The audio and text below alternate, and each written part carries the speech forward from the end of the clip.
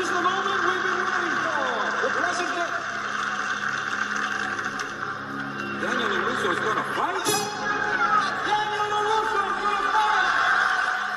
What's up, my fellow dojo associates? We are back with another video on Karate Kid, the OG. Before we dive in, why don't you go ahead and strike first, strike hard, have no mercy on that like and subscribe button for us, please, and thank you. Go ahead and take it out of commission. But with that being said, it's time to talk about a perfect movie, on par with The Godfather, many say. It's a blast. This is a movie I got from Hollywood Video when I was a kid. Must-see viewing. It is everything it's advertised to be. It's a great underdog story. It's fantastic. I love it. It's truly phenomenal. And we're also doing this at a perfect time because March Madness is happening. That's only the second most intense and exciting bracket next to the All Valley Regional Karate Tournament. But this movie just has an immense amount of heart. It's so cheesy, but it's so sincere that you never really pick up on it. I feel like it's only in the years past that it's been in the zeitgeist that people have really poked fun at it because they realized, wow, it's an incredible movie, but it's also absurd. Ralph Macchio and Pat Morita's relationship as Daniel and Mr. Miyagi is phenomenal. The villains are incredible. It's just a beautiful coming-of-age story tied into a sports movie, tied into just standing up to bullies and fighting back. In this movie and life in general, I will say, generally don't cheer for underdogs. Love a top dog.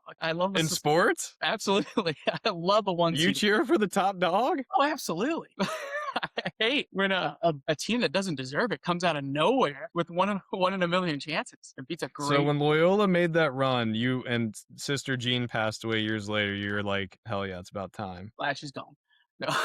But the minutia of this movie really is second to just the feeling you get watching Daniel-san train with Mr. Miyagi, which I hands down the greatest mentor in sports movie history. Patch is a Houlihan. Second best is Mr. Miyagi. And the first time you watch this movie, if you haven't heard of the, wax on, wax off, all that stuff, he really just plays it straight, kind of an asshole throughout the movie. It's a very special and unique performance. It really is. It's incredible. The kind of chemistry they have on screen is so great because Mr. Miyagi is so sure of who he is and the things he's experienced. For example, when they go to visit Kreese and Cobra Kai at the dojo to say, stop bullying Daniel. He couldn't be bothered to be intimidated for a second by Kreese because he just knows he could whoop this dude's ass. But on the other side, Daniel is so young and kind of this fiery guy, and he has so much to learn. That kind of clash between their personalities is what really makes the teacher-student dynamic so compelling. The movie constantly talks about balance, having balance in karate, but having balance in life. And I think one of the scenes that Pat Morita just dials it up to 11 is when he's drunk and Daniel-san realizes that he lost his wife and child. It's such a powerful scene. It also kind of gives the audience this idea that not only does he teach balance, but Daniel and Mr. Miyagi coming together balance each other's lives too. Because Daniel doesn't have his father, Mr. Miyagi lost his family. It kind of completes their familial dynamic in a way too and provides balance to them in that regard after tragic loss. One of the interesting things about this movie is that the actor who played Mr. Miyagi and Ralph Macchio and Billy Zabka, really everyone who you'd think would be famous after this movie, pretty much got typecast for the rest of their careers. It's just very interesting because they all deliver such rock solid performances, and Billy Zabka had to play a bully in high school for every movie he was in. I don't even know if Ralph Macchio had a leading man role in the years following. I mean, yeah, Ralph Macchio for sure had the most success, but it was mostly all when he was younger. Yeah, with like The Outsiders and this movie franchise. But you're right. Billy Zabka is phenomenal in this movie. I do want to dive into Cobra Kai, the show, a little bit towards the end of this video, but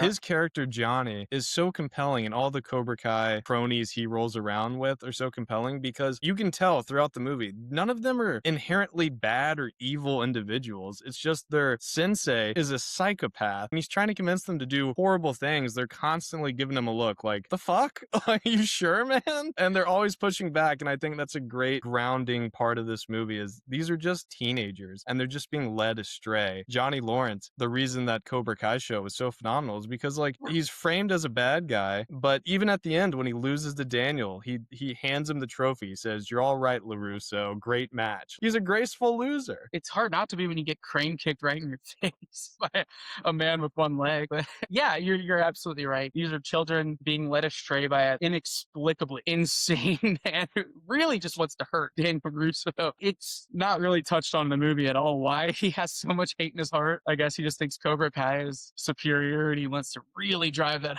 home and maim children in the local area. You do find out his backstory in Cobra Kai, and it is as preposterous as it could possibly be. It's essentially like in a deer hunter situation in Vietnam, where he's like this. I mean, the like material isn't funny, but just the idea that this absolute buffoon of a sensei karate teacher is the way he is because of this. He has to like fight his own fellow soldiers. He just becomes this really like steel-hearted individual. And even one point in that Cobra Kai show, he escapes prison like Hannibal Lecter. It's incredible. I just want to point out, anytime you start a sentence with "it's a real deer hunter situation," it's bleak. 100%. I would like to offer you a unique opportunity to speak on Elizabeth Shue. She's incredible in this movie. Alli. I mean, when I watched this movie as a kid, I was like, yeah, makes sense. These two dudes hate each other. You know, it's a tale as old as time. Two alphas, as you and I can relate, of course, going after the same lady. It's such a believable and clear reason for beef amongst teenagers. And like men too, obviously. If two people like the same girl, it just breeds conflict. You believe why they're like in love with this girl because she's just Gorgeous. constantly supportive, even though Daniel is a psycho in his own regard. She never judges him for being from Reseda, you know, a less well-off area of town. I mean, she's so heartfelt. No, she's wonderful. Just to harken back a little bit, I would have beat you up when we were 14, but I digress.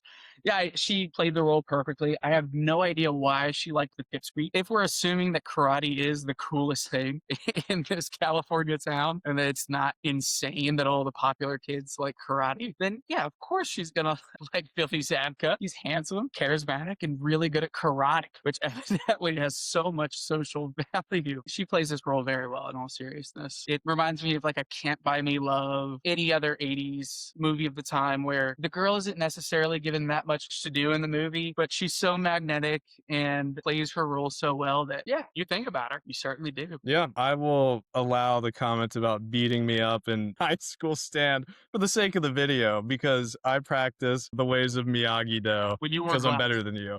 But when you wore glasses, I would have kicked your ass. dude, it's a world of context now, Now buddy. you're You get the fury of fists as your way. All right, anyway.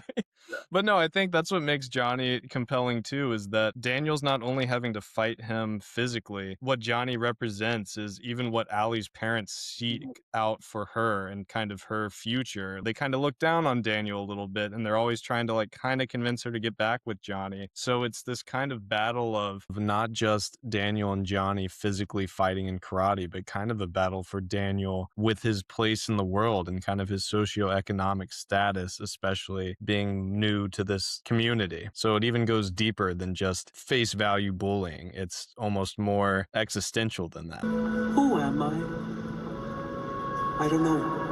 I do want to talk about this as a sports movie. The karate is actually wildly entertaining throughout. And I don't know how many karate tournaments you've seen, but this is my favorite one. Dude, it is the most electric shit of all time. 80% of this movie has nothing to do with karate tournaments. They talk about it leading up to it, they train, but it's really the final like 20 minutes of the movie. Daniel is skittish and unsure of himself at first, which I love because it would be kind of ridiculous if he immediately got there and started whooping ass. As he progresses through the fight, like you see his fighting style and it come to fruition. You see the Cobra Kai kids in action, killing other kids. From the moment Daniel's son gets his leg hurt and Miyagi does his clap to heal him magically, through the announcer just yelling, "Daniel LaRusso's gonna fight!" and him crane kicking Johny for the final point, it's a top 3 sports moment of all time as far as I'm concerned. Absolutely like when Bobby Boucher came back at halftime for the Bourbon Bowl, but Neck and neck. yeah.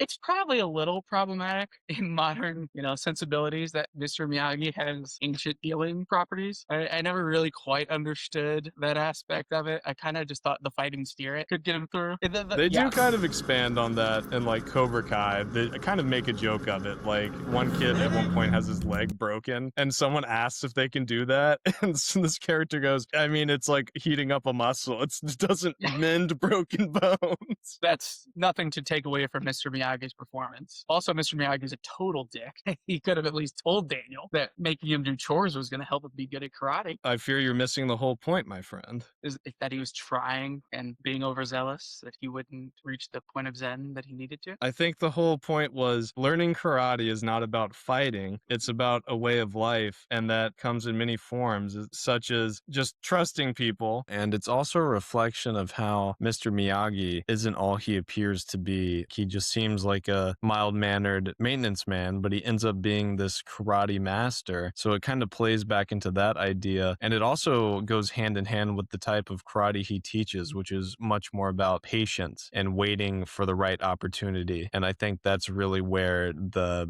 deceit comes from with all the chores he's giving Daniel to do throughout the movie. No, I like that. It is kind of... I like that. I think you're probably right. The conceit, too, that he's secretly being taught karate is an incredible reveal. The first time you're watching it, you're like, holy shit, that actually doesn't make any sense, but it's so cool. When I was 7, the first time I rented this movie, I thought that was the coolest shit I'd ever seen in my life. Now as an adult, it's like, man, these other kids are really practicing their techniques. I don't know if waxing a car is going to get the job done. But obviously, like you said, it's a beautiful point. Really highlights the difference between the Cobra Kai douche nozzles and Daniel-san. I do love, too, going back to just when they visit Kreese at the dojo. Miyagi has no intent on training Daniel until that visit, and he sees how big of a psycho Kreese is at his dojo teaching these kids no mercy, and he just goes, you know what? We'll settle this at the tournament. Give me 6 weeks. That's all he needed to see, and he's like, we're gonna see you at the tournament, actually. I do want to say, the real lesson of this movie, an elderly Asian man will always beat a white guy when it comes to teaching kids karate.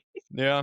If it's between Mr. Miyagi and a Vietnam War vet with serious PTSD, I'm going Mr. Miyagi. They should have included a Russian roulette scene. Yeah, I think it's obvious that from what we've said, I personally absolutely love this movie. I, too, was shown it as a kid. I thought it was the coolest thing ever. I mean, in my life, I've experienced bullying in the past, and I feel like this was such a cool lesson in just how to approach those situations. You don't necessarily even need to learn karate to stop people from doing stuff like that. A lot of the time, it's simply pushing back a little bit, and that's such a cool lesson that this movie provides. Another reason I love it, too, is Mr. Miyagi is a lesson in don't judge a book by its cover. I mean, he's the maintenance man at an apartment complex. He also just quietly, he's never braggadocious about it. He never really displays it unless he absolutely has to. This dude is a karate master. Like, he's just insanely talented at fighting, and he's so wise that he's come to this point of, well, the best way to fight is to never have to at all. All the lessons in this are just fantastic for kids. I mean, God, it's also just about believing in yourself. Man, it's just such a great movie. I mean, the end when Daniel-san's hurt and he says, you don't need to fight anymore. Like, you've already proven yourself. And he's like, I don't need to prove it to them. I need to prove it to me. So sick. Oh my God, what a great sports movie. It has such a great legacy too. I mean, the only reason they were able to make 6 seasons of a TV show about this 40-year-old movie is because it's just so rich. I mean, there's so much to expand on. And Cobra Kai, the show, is so awesome because it kind of delves deeper into this world and it fleshes out Johnny Lawrence's character. Oh my God, that show's awesome, by the way. You gotta watch it. It is a legacy sequel easily on par with Top Gun Maverick and Creed as far as I'm concerned. It is borderline a masterpiece if you turn your brain off a little bit while you watch it, but it's so good. And for anyone who thinks Carter is exaggerating, I have texts from 1 a.m. last night of him saying this is the greatest show of all time. But yeah, I think in addition to the story being so timeless and so ironclad, also the performers. With how Ralph Macchio and Billy Zabka, the show and the movie, it falls flat. It's a great underdog, a great bully. Everything about it, it was a perfect storm that came together. It's no Back to the Future, but It's an It's better. incredible sports movie. It's an incredible coming of age movie. A great movie altogether. It really is. You're right about that. I mean, all the kids too, they feel like high schoolers except for the like bleach blonde psychopath kid on Cobra Kai who looks like he's probably 30. Everything about this movie feels authentic in a way that high school movies just don't anymore. And there's no irony, which I really love. It's all genuine. It's all earnest. And yeah, it's fantastic.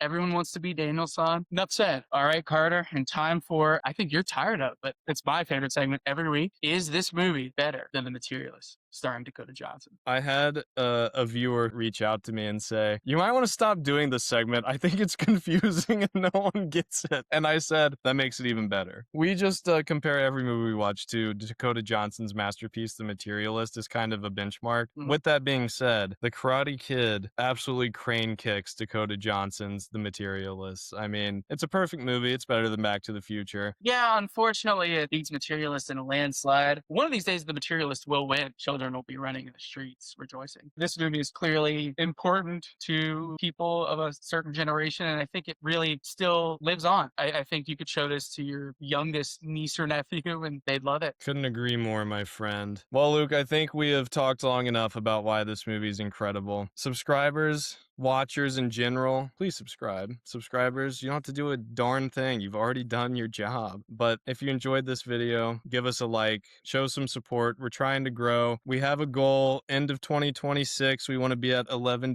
billion subscribers, so please help contribute. And remember, Cobra Kai never dies. There we go.